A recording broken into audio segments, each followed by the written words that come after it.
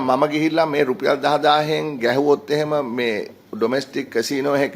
එතකොට ඒ domestic casino එකේ අයිතිකාරයා ඒකට 118ක් VAT එකයි. Initially sir registration fee එකක් එනවා.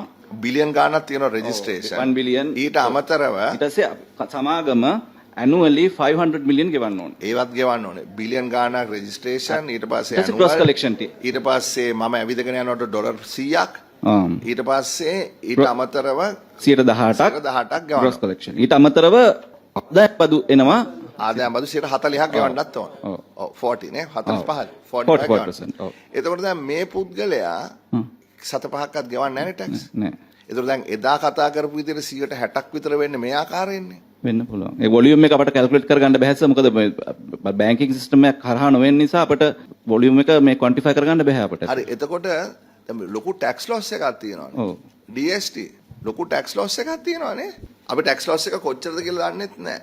සමහර ඔය එකක් තියෙනවානේ. ලෝකල් එක.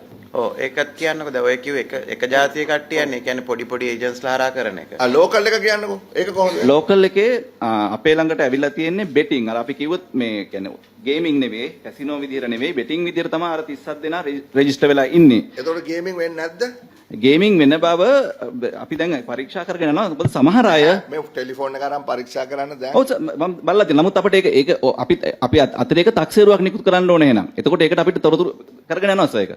කරගෙන ඔව්. කරගෙන යනවා කියන්නේ මොනවද කරන්නේ? ඒක අපි තොරතුරු එකතු කරගන්න ඕනේ සර්. ඇසෙස්මන්ට් එකක් ගන්න හේතු දක්වන්න ඕනේ අපි. අද ඊයේ වෙච්ච දෙයක් නෙවෙයි. නෑ මේ හුඟක් ඒවා රෙජිස්ටර් වෙලා තියෙන්නේ 2025 අග සහ මේ 2026 මේ මාස 6-7ක් ඇතුළත රෙජිස්ටර් වෙලා නැහනේ. රෙජිස්ටර් වෙලා නැහැ. කරන බව පේනවා. දැන් මම කලින් කිව්වා වගේ මම මේ වෙබ්සයිට් වලට ගිහින් බැලුවම කරන බව පේනවා.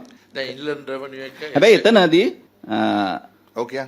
එතනදී දැන් ඒගොල්ලෝ අපිත් එක්ක රෙජිස්ටර් වෙලා ඉන්නේ බෙටිං ඇක්ටිවිටීස් වල රෙජිස්ටර් වෙලා ඉන්න නිසා සහ ඒ ගනුදෙනු කරන බැංකුව විස්තර අපේ ළඟ තියෙන නිසා ඒ ගනුදෙනු යන්නේ බැංක් account වලට. එතකොට gross collection tax එක එකතු වෙනවා. එකතු නොවෙනවා නම් වෙන්නේ annual levy එක තමයි. නෑ ඉතින් ඒ වුණාට මේක කරන්න බෑනේ. ඔව්. නීතියෙන් තහනන්නේ. ඔව් නීති විරෝධී. ඉතින් කොහොමද රෙජිස්ටර් වෙන්නේ එහෙමනම්? රෙජිස්ටර් වෙලා නැහැ. අපි රෙජිස්ටර් කරලා නැහැ.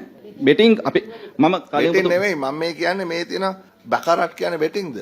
ගේමිං එතකොට roulette, gaming blackjack, gaming 3 card poker. Gaming අතර තුරංගතර සහ ඔව් තියෙනවා. ඉතින් මේවා බෙටිං නේ. ඔව් ගේමිං ගේමින් නේ. ඔව් සර් ඒක අන්ඩර්ස්ටෑන්ඩ් කරලා තියෙන්නේ අපි ඒක සර් අපිට තක්සේරුවක් නිකුත් කරනකොට අන්ඩර්ස්ටෑන්ඩ් කරලා. මොකද මේකේ ඇත්ත කතාව මේක තමයි රාජ්‍ය මුදල් කාරක සභාව. හොඳේ.